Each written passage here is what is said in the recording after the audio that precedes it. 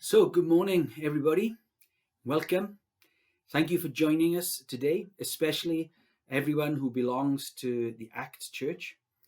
I really hope that you're all staying safe and well throughout these lockdown days. Here at Acts, we were all saddened this week to learn of the sad death of Janet Kenrick, who, with her three teenage children, had been a regular worshipper at Acts and part of the family for a number of years. And she will be missed, and our prayers go out to the family, but especially to her children.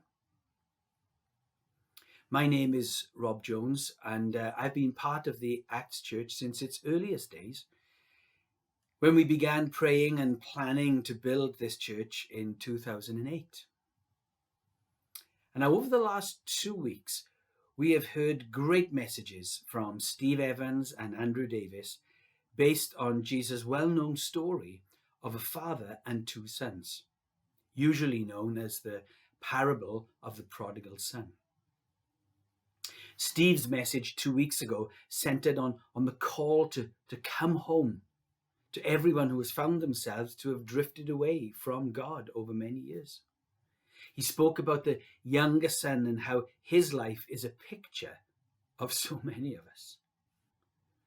And then Andrew focused on the father, on his heart of love and his attitude of mercy toward the runaway son, the one who came home.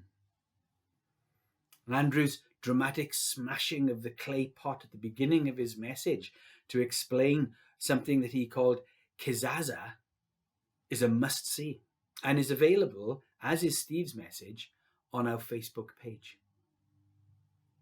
So in this third part or third chapter of our story, I'm going to speak a little about the one other person in this drama, the older brother.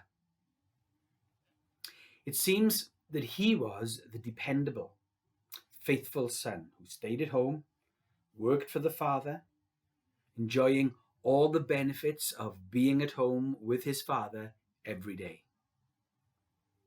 And he comes into the story right at the end, when the younger son has already come home and the father has forgiven and welcomed him back, and the celebration party is in full swing because the father was so overjoyed that the son he thought he had lost was now back home with him. However, the older brother is not so happy about the way the father has rolled out the red carpet for his little rebel runaway son who has come home. In fact, it makes him angry, and he doesn't hold back in making his views known. And all that we heard from Steve and Andrew over the last 2 weeks was lost on the older brother, who couldn't see past the injustice, in his view, of the father's total forgiveness and welcome of the younger brother. He spits out his opinion that the younger brother doesn't deserve forgiveness. And he's right. It's true. He didn't deserve forgiveness. He had wasted the inheritance. He had made bad choices. He had made wrong decisions. He had messed up. But the older brother's sense of injustice and the unfairness of the father's actions towards his returned son have made him bitter and judgmental. And in fact, his attitude has actually blinded him to the amazing and the outrageous grace that's unfolding in this story. Every time this older brother speaks, his words are full of his own pride, because he hadn't run off wasting his father's money. His words are full of his own self-righteousness, as he recounts his what he calls slaving for the father and never disobeying him. His words are full of his own self-pity, as he reminds his father that he has worked for him all these years. Wow, there's so much packed into that phrase. And his words are full of judgment as he catalogues the younger son's sins and failings. And when he and the father are talking around this, he even refers to his younger brother as this son of yours, as he lays out his grievance before his father. Wow. What can happen to the heart of someone when they get bitter? This son of yours, not this brother of mine, this son of yours. It's distancing himself from something he never should have. This older brother is in serious trouble because he has allowed his own pride and his self-righteousness to blind him to the all-conquering power of love and forgiveness. So my message today is an obvious one. Those of us who have loved and served God for many years must never allow ourselves to slide into the attitude that causes us to judge other people who we think may have sinned. And whilst I can fully understand on a human level why the older brother reacts this way,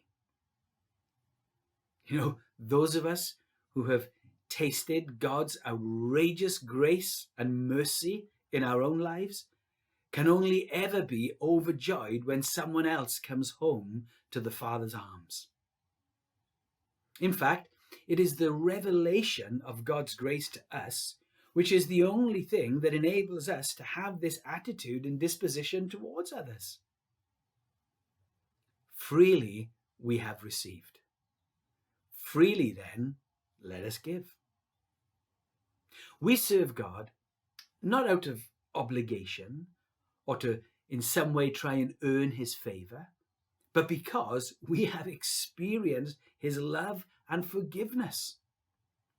And that means we welcome everyone into his family the same way that he welcomed us. Let us act, church, as his forgiven people. Refuse to judge others and what we consider to be their sins. And let us refuse to judge them by our own standards. This parable, this story Jesus told, is all about grace. It's all about undeserved kindness and mercy. Steve introduced his talk 2 weeks ago with the opening words of Luke 15, and I think it would be great for us to just listen to them again, just to catch the context that Jesus tells this story in. Luke writes this when he's just about to introduce the story that Jesus tells. He says this: "By this time, a lot of men and women of doubtful reputation were hanging around Jesus, listening intently."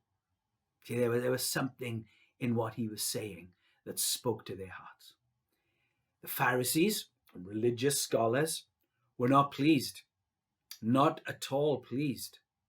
They growled, "He takes in sinners and eats meals with them, treating them like old friends."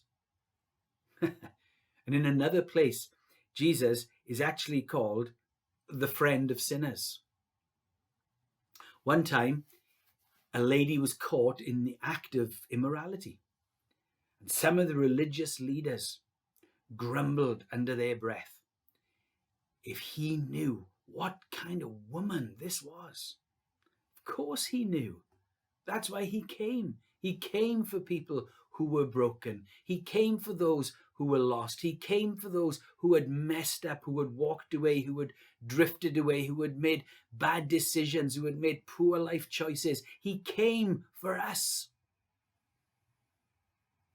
So my message to us as Acts Church today, as God's people, as those who would represent him in our community, as his hands and voice amongst those among whom we live, it's simply this: let's be like Jesus. Let's be like the Father in our story. Let's resist pride and self-righteousness and a judgmental attitude. Let's be a people who are characterized by outrageous grace that wins the heart of everyone who has ever made poor life choices and made bad decisions. One of our founding principles in Acts, when we first began the church, is this: that there would be no perfect people allowed. And that is still true today. When did we ever have the right to judge another person's failings?